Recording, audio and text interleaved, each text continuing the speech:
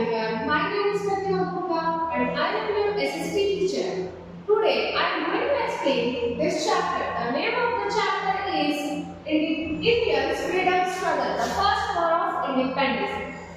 Indian Freedom Struggle यानी कि भारतीयों द्वारा स्वतंत्रता पाने के लिए क्या क्या स्ट्रगल किए गए, क्या क्या बलिदान किए गए, हम इस चैप्टर में पढ़ेंगे। और इस चैप्टर में ये पढ़ेंगे कि इंडिया को फ्रीडम दिलाने के लिए किस किस तरीके से हमारे देश के लोगों ने लड़ाई लड़ी और अपने जान को न्यौछावर कर दिया, उसको त्याग कर दिया। सबसे पहले हम पढ़ते हैं वास्को डी गामा के बारे में। वास्को डी गामा कौन थे? वो एक यूरोपियन थे, वो एक पोर्टुगीज यूरोपियन थे जो कि इंडिया से लेकर के यानी कि भारत से लेकर के यूरोप तक का सी रूट डिस्कवर किए थे और उन्होंने 1498 में यूरोप से इंडिया तक का सी रूट डिस्कवर किया। और दूसरी बात यह है कि वो उस टाइम केरला इंडिया में आने के बाद वो क्या किए, केरला के कालीकट नामक एक जगह पर उन्होंने पहला ट्रेडिंग सेंटर खोला।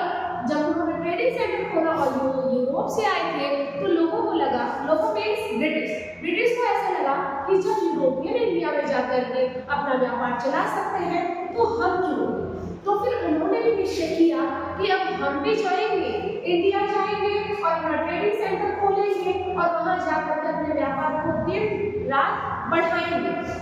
तो वहां पे जाकर के, क्योंकि उस टाइम क्या बोला जाता था, हमारे देश भारत को सोने की चिड़िया कहा जाता था और ब्रिटिश कैसे भी कर करके वो ये सोचे कि अब चलो हम इंडिया जाते हैं और वहां जाकर ट्रेडिंग सेंटर खोलते हैं। लेकिन इंडिया में आने से पहले उन्होंने लंदन में फर्स्ट 1600 में उन्होंने एक ट्रेडिंग सेंटर खोली थी।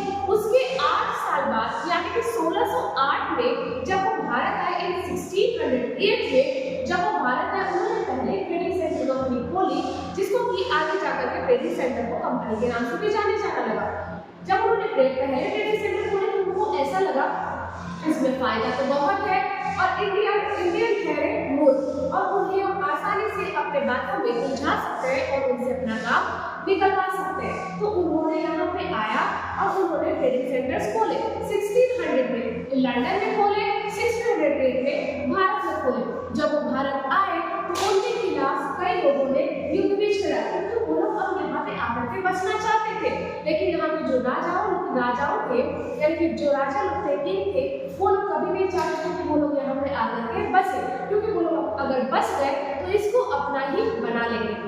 बंगाल के नवाब ऑफ बंगाल सिराजुद्दौला ने ब्रिटिश के खिलाफ एक मोर्चा अपनाया कि हम इन्हें यहाँ से खदेड़ करेंगे, इन्हें यहाँ पे रहने नहीं देंगे। 1757 ईस्वी में इस लड़ाई को बैटल ऑफ प्लासी के नाम से भी जाना जाने लगा, जब इंडियन रूलर इनके खिलाफ, ब्रिटिश के खिलाफ अपना लड़ाई लड़ने लगे। और इसके बाद क्या हुआ, ब्रिटिश के बहुत ज्यादा ताकतवर थे और उन लोगों ने इंडियन रूलर्स को हरा दिया, बैटल ऑफ प्लासी में हरा दिया। और हराने के बाद उनको एक ही उनका रूल था कि डिवाइड एंड रूल, यानी कि फूट डालो और राज करो, वही उन्होंने करना शुरू किया। फिर उसके बाद क्या हुआ, जैसे जैसे ब्रिटिश हमारे देश भारत में बढ़ते चले गए तो उससे बहुत ज्यादा कॉजेज भी हुए। कॉजेज इन द सेंस यानी कि किस किस तरीके से हमें हानि का सामना करना पड़ा। कॉजेज आपके सोशल कॉजेज थे,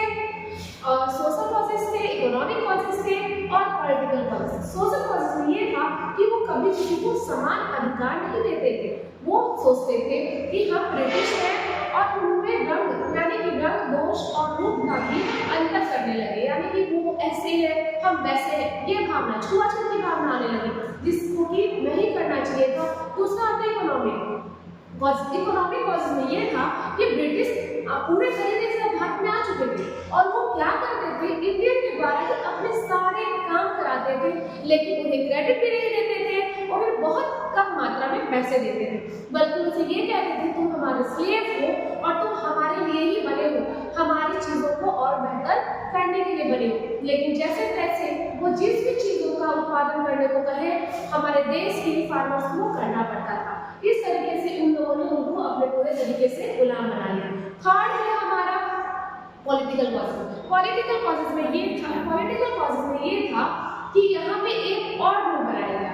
रूल का नाम था, पॉलिसी का नाम था doctrine of lapse. Doctrine of lapse क्या होते हैं, ब्रिटिश से दिया कि अगर कोई इंडियन रूलर बिना किसी अपने हेयर यानी कि किसी वारिस के बिना अगर उसकी मृत्यु हो जाती है, अगर उसका कोई बेटा नहीं है, तो उसके राज्य को ब्रिटिश अपना लेंगे, किसी और को नहीं देंगे। इवन अगर उसकी कोई बेटी होती है तो बेटी को भी वो राज्य नहीं दिया जाएगा, वो राज्य वो उस दशा में भी उस राज्य से राज्य छीन लिया जाएगा, राज्य से राज्य छीन लिया जाएगा और ब्रिटिश को दे दिया जाएगा।